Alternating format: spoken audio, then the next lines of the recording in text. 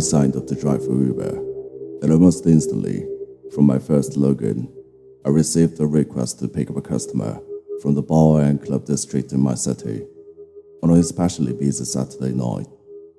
It was St. Patrick's Day. I called the phone number upon pulling over on the busy boulevard. People swarming all over, horns honking, and the streets abound with laughter and positivity. Seeing people cheerful and brimming with optimism was a welcome retreat from always viewing the world half empty, a feeling I was always cursed with. I admit trepidation from the get-go. Imagine the drunk idiots parading into my vehicle, acting belligerent and vomiting on my upholstery. And then, what do you know? Two girls come rushing out of the club, cackling obnoxiously loud. The girl in front tripping over herself and literally smashing into my door, causing even more abrasive laughter. Honestly, I nearly just drove off hours after my immediate termination, but I needed the money badly.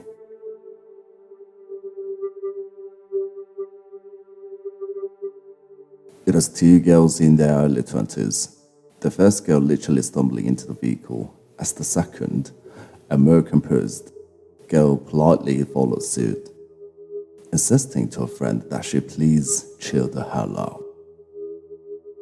Both blonde and undeniably cute. There was an imbalance between the two of them I sensed immediately. The first girl, Jeanette, seemed unusually inebriated, while the other, Lacey, sat up with a very ladylike proper posture, verbally apologizing for a friend with, "I'm really sorry, she's just too screwed up," glancing up at me through the rearview mirror only slightly, before burying her face in a phone, which should be a theme for the duo for the rest of the drive. "Shut up," squealed the slurring Jeanette, as Lacey politely affirmed to me that I knew where we were going, which was a street in a small, quiet little urban town called Bloomfield. "Yeah, I have you guys going to 1701 21st Avenue, right?" "Oh, yes, thank you," replied the courteous Lacey, while the drunken Jeanette eloquently spouted, "I don't want to go home without some man," prompting a quick slap on the wrist from Lacey, followed again by a demand that she relax. I don't even know this girl," stammered Jeanette, a comment which I at first brushed off as a joke, but admittedly which also stuck out in my mind. However, the two of them were much too friendly with each other for this to be true. I forgot about it and paid attention to the roads, obeying the speed limit as the police sat scattered on every major roadway in the city, waiting to issue DUIs, fish in a barrel.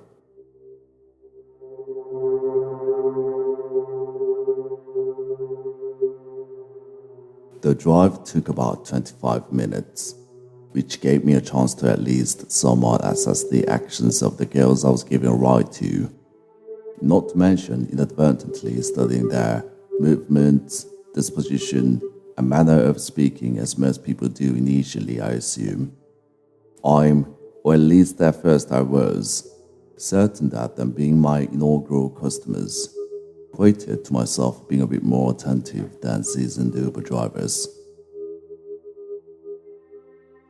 Jeanette was a light blonde, her side-parted hair cascading down just below her shoulders, wearing a dark blue dress with a thin light blue shawl over top, decked out in at least a half a dozen green roses of St. Patrick's Day, beads around her neck, with some sort of plastic tiara stuffed into her hair, which spelled Irish or something like that, while her eyeshadow ran down her cheeks and concealer appeared smeared, signifying that she'd likely been out all day and night. A party girl, Lacey was the absolute opposite. She dressed stylishly in a shimmering black and gold lined dress with a gold necklace, a diamond studded bracelet, and dangling earrings, dark blue lipstick, subtle shadings of blush on her delicate contoured cheeks, and eyeshadow drawn up into a Persian design. The antithesis of Jeanette, not just in her look, but in mannerisms. An unlikely pair upon earth, I must say. Lacey the Raven seated upright, unwaveringly leered into her phone, while the slouched Jeanette continued to squat like a pigeon, asking me to go home with them for an after-party. I can't say I almost didn't accept the request. Nevertheless, the stoic, statuesque Lacey steered from lightly smacking her friend to forcibly clutching her hand around Jeanette's neck, causing her to literally choke, before things began to take an unusual turn. Jeanette's head began to tilt forward, propped in between the back seats, arms out and hands fastened around my driver's seat. I assumed to hold herself in place, as she seemed to unwittingly be falling deeper and deeper into a blackout state. It was as if she'd become more and more intoxicated as the driver continued, and each time she'd move her head close to me as if she wanted to tell me something. Lacey, without looking away from her phone, would grab a hold of Jeanette's arm and violently throw her backwards against the seat.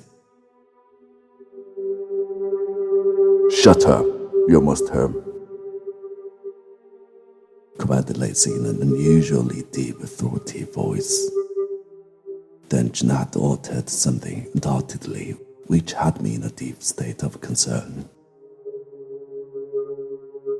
"This isn't home."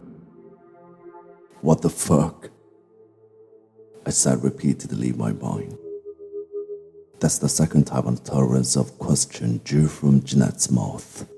Surely it was only a drunk girl spouting random, drunken remarks, and obviously I needed to seriously just to chill out and stop reading into things. I refused to mess this all up on my first customers. And besides, Lacey was tiny, short and supple, and I'm a grown man. No, Jeanette was just drunk, right? "Where are we?" asked the slurring Jeanette, her vibrance slowly but surely continuing to spiral into a listless, dull state of confusion. 3 minutes to arrival. "Where are you taking me?" Lacey angrily reached up and aggressively cupped her hand over Jeanette's mouth. As for the second and last time, she looked up at me through the rearview mirror, my stare meeting hers.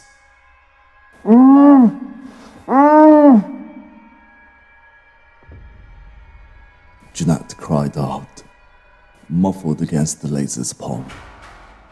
I couldn't tell if Jeanette was actually frightened, or if Lacey just wanted to avoid embarrassment by shutting her up. Goosebumps. Lacey's expression looked just, well, unusually sober. "Is she okay?" I asked with palpable desperation in my voice.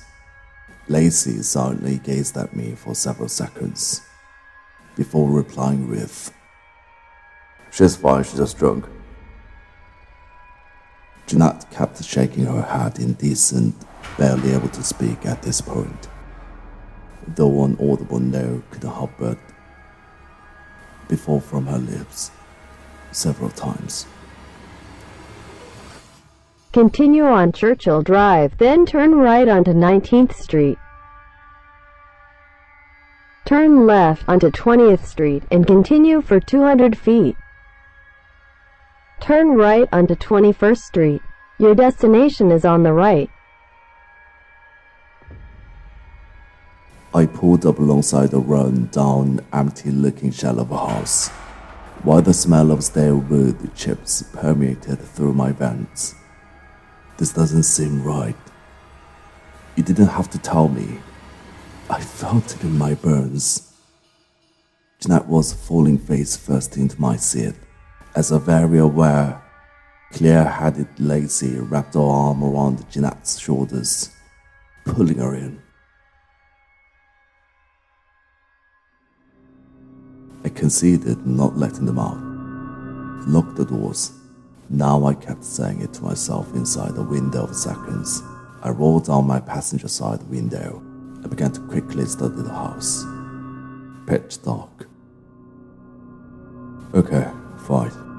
They'd not be home all day. Of course the lights are off.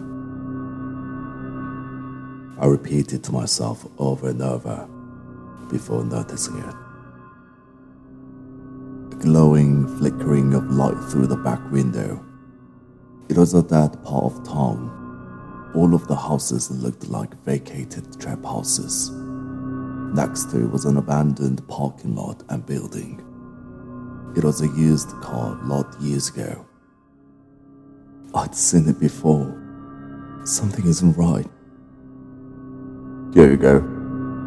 Lacey intervened as Jeanette fell into her lap. She wasn't handing me money. She already paid on the app. In between her fingers was a $20 bill. A little much, but it didn't scream.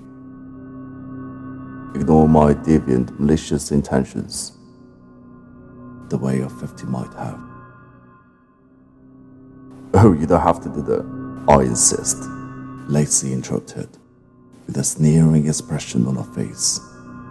Before Jeanette said one final thing, in a whispery gasp, so I subdued, I almost couldn't make out the word. Murder. I sat there in silence, looking into Lacey's wicked eyes, before she shook the dollar bill with impatience. Unlock the door, please. I grabbed the money, my mouth hanging open, frozen in disbelief while simultaneously unlocking all the doors. This is a mistake. I shouted at myself in silence. Lacey instantly pushed open the door and tugged at a nearly unconscious Jeanette. As the latter stretched their arm out to me, and this is when I stopped them. I grabbed a hold of Jeanette. Hey, sorry, but is this where you live? What does it matter? Lacey froze. I let them go, and she ripped Jeanette away, slamming my door shut. Lacey dragged Jeanette to the door, and I could see the blue luminescence of her phone moving about the darkness as she stood at the door, waiting. I had to act. I pulled up into the lot next door and called 911. I'd rather embarrass myself than drive a girl to her death.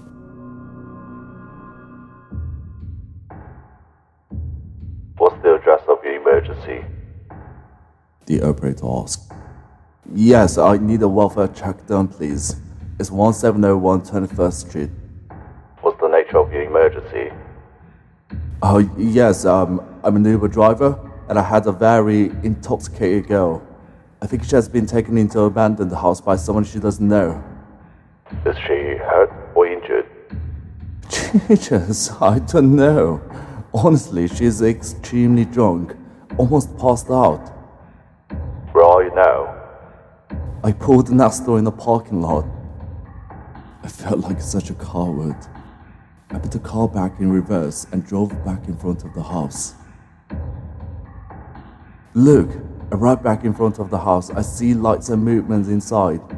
I might be in trouble. I'm unarmed. The police are pulling up now, sir. I see them. 2 police cruisers pulled up within minutes, and I exited the car. Are you who called? Asked the officer authoritatively. Yeah, she's in there. She's very messed up, and I don't think she knew who was with her. Okay, stay in your vehicle. The officers approached the door briskly. Just then, the door opened. A man in all black stood surprised in the doorway.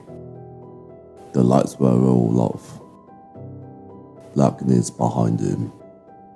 Lights still flickering in the back. The police entered as an unmarked SUV pulled up. The officers, one in plainclothes, exited and approached the house, drawing their guns. "This is fucking serious," I remember saying out loud, silently praying they made it in time. Minutes began to evaporate one at a time as I sat with my windows down. It was silent until I began to hear shouting and yelling. I stuck my head out the window, whizzing of cars over the distant overpass. They finally exited, 2 men and Lacey in handcuffs, as an ambulance pulled up behind the police cars, flashing red and blue lights bouncing off of the empty houses and street. The man and Lacey were placed inside the police cars, while the medics remained. "What happened to Jeanette? How hurt is she? How injured? How could they have done? It's all my fault." I exited the car and approached the officers. "What's going on?" I questioned anxiously, heart pounding, terrified. The response only made me feel worse. "You were right. They had her back there on the mattress. Other than that, I can't be sure." I felt myself falling inside. My hands were shaking. Eventually, they rushed Jeanette out on a stretcher with an oxygen mask over her face. The medics seemed panicked and moved quickly, and then I heard one female paramedic shout something to another who was inside the back of the ambulance. Assault was all that was said. The ambulance lingered for minutes as the officers moved towards it, away from me. The police instructed me to head home, but thanked me. "She's lucky you called," the officer said. "We got another request for a pickup. Denied." Bloomfield's PD was a city police. I called the next day inquiring what had happened. I was given the roundabout until finally I got patched into the correct precinct and was given an answer. "At her family's discretion, we unfortunately can't release that information." "Why is that?" I asked. "With a minor, it's up to the parents to release certain information. That's all we are authorized to release." A minor. I almost asked Jeanette for her ID to see where she really lives. But if it's fake, it's a mere point. I've never learned what came of Jeanette. I've googled her name and Lacey's first name, scouring Facebook, news sites, and my city's PD site. Nothing. I do know that the occupants of that house were evicted more than a year before this. I wish I never signed it for Uber, but at the same time, I wonder how many others might have driven them, blaring their music, paying no mind, just anticipating their next pickup and quick buck. Maybe it's good I was there, or maybe I could have done something to prevent it. Perhaps it's all my fault. I don't know anymore. They had her on a mattress. Jesus, I can only try and forget. I have a recurring dream about a house. A house way out in Colorado, like a ranch that doesn't really exist. Many people I have done wrong to appear in that house. For Jeanette, I dream of being a New York cab driver, pulling up in front of the house. An older woman, her mom, opens the door. She thanks me and exits the car. I feel she is in danger, and I wake up wishing I had grabbed a hold of her, told her no, and drove off to a better place. But I didn't.